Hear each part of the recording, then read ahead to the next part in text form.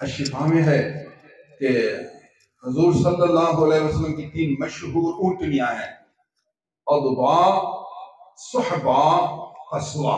یہ 3 اونٹنیاں ہیں ہمارے نبی کی جو کہ مشہور ہے، اور اونٹنیاں بھی تھی لیکن یہ خاص اونٹنیاں ہیں۔ اضبا جب حضور کی خدمت میں آئی یہ اونٹنی، عرض کیا یا رسول اللہ میں غائبانہ تجھے جانتی تھی، دعا کرتی تھی یا اللہ مجھے اپنے محبوب کی اونٹنی بنا دینا۔ میں جب جنگل میں چلتی تھی تو وحشی جانور مجھ سے دور بھاگتے تھے، وحشی جانور آواز دیتے تھے اس اونٹنی سے دور ہو جاؤ، یہ محمد الرسول اللہ کی اونٹنی بننے والی ہے۔ یا رسول اللہ اب میری حالت یہ ہے کہ اب میں جنگل میں جاتی ہوں، جس درخت کو میں کھانا شروع کرتی ہوں تو اس درخت کی ٹہنیاں جھکتی ہیں، کہتی ہیں اے نبی کی اونٹنی تکلیف نہیں کرنا، ہم تیرے لیے جھکتے ہیں، آسانی سے کھانے والی ہو جا۔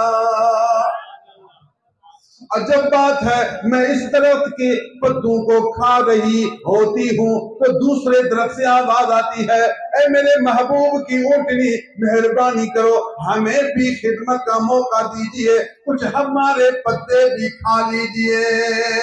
کھا اس درخت کو رہی ہوں مگر دوسرے درخت سے آواز آ رہی ہے اے اونٹنی مہربانی فرمائیے، قدم رنجہ فرمائیے، آپ تکلیف کر دیجئے، کچھ ہمارے ساتھ وقت لگا دیجئے اور میرے پتے بھی تناول کیجئے۔ کمال ہے درخت کے پتے بھی نبی کی اونٹنی کو جانتے ہیں، درخت کی ٹہنیاں بھی رسول اللہ صلی اللہ علیہ وسلم کی اونٹنیوں کا ادب کرتے ہیں، ادب کرتی ہے، اس کو دعوت کرتی ہے۔ اے یار کسی عالم دین کو دعوت کرنا، عالم متقی ہو، عالم پرہیزگار ہو، عالم مخلص ہو، عالم باخدا ہو، دنیا داروں کے در پر جھکنے والا نہ ہو، پیسے کا لالچی نہ ہو، جیب دیکھنے والا نہ ہو، دل دیکھنے والا ہو، اللہ کی یاد سے آباد، نبی کی سنت سے شاد ہو۔ اگر ایسا عالم دین مل جائے خدا کی قسم اس کی زیارت ساری رات نفل پڑھنے سے بھی بڑھ کر ہے۔ اس کی دعوت کرنا اس طرح ہے گویا کسی نبی کو دعوت کرنا ہے، اس کی مجلس میں تھوڑی دیر بیٹھنا جلال الدین رومی علیہ رحمہ کے قول کے موافق 100 سال بے ریا عبادت سے بڑھ کر ہے۔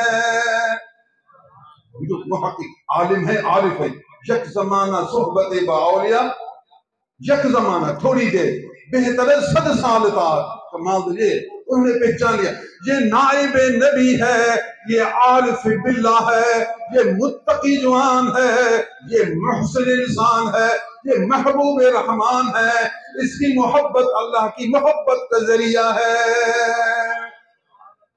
کامل پیر تلاش کرنا چاہیے، عالم پرہیزگار تلاش کرنا چاہیے، نبی کے در کا سچا غلام دیکھنا چاہیے، اس کی صحبت میں آخرت کی فکر پیدا ہو، اس کی صحبت میں اللہ کی یاد پیدا ہو، اس کی صحبت میں شریعت پر عمل کرنے کا جذبہ پیدا ہو، اس کی صحبت میں دل کی آنکھیں کھلنے والی ہو، اس کی صحبت میں دل روشن ہونے والا ہو۔ ایسا جوان جب نظر آئے اس کی بیعت ہونا ہے، اس پر پوری دنیا قربان کرنا ہے۔ رسمی پیر سے بچنا ہے، جنی پیر سے بچنا ہے، جاہل پیر سے بچنا ہے، خلاف سنت پیر سے بچنا ہے، اس پر قربان ہونا ہے جو نبی کی شریعت پر قربان ہو گیا ہے۔ حضور سے یہ اونٹنی بہت محبت کرتی تھی۔ عجیب بات ہے، عجیب بات۔ جب حضور صلی اللہ علیہ وسلم اس دنیا سے اللہ کو پیارے ہوئے، اس دنیا سے تشریف لے گئے تو حضور کے بعد اس اونٹنی نے کھانا بند کر دیا۔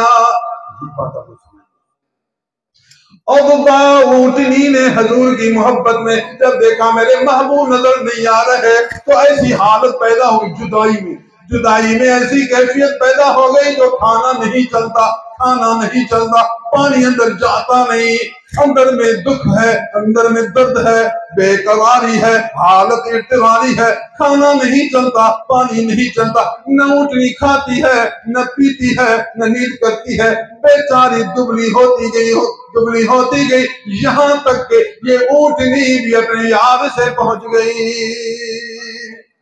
یہ کیا ہے؟ یہ کیا ہے؟ معلوم ہوا کہ اللہ کے محبوب صلی اللہ علیہ وسلم کی محبت حق ہے۔ صرف انسانوں میں محبت نہیں، محبت جانوروں میں بھی آ گئی ہے، اور ایسی محبت آ گئی ہے کہ یار کی جدائی میں نہ کھانا چلتا ہے نہ پانی چلتا ہے۔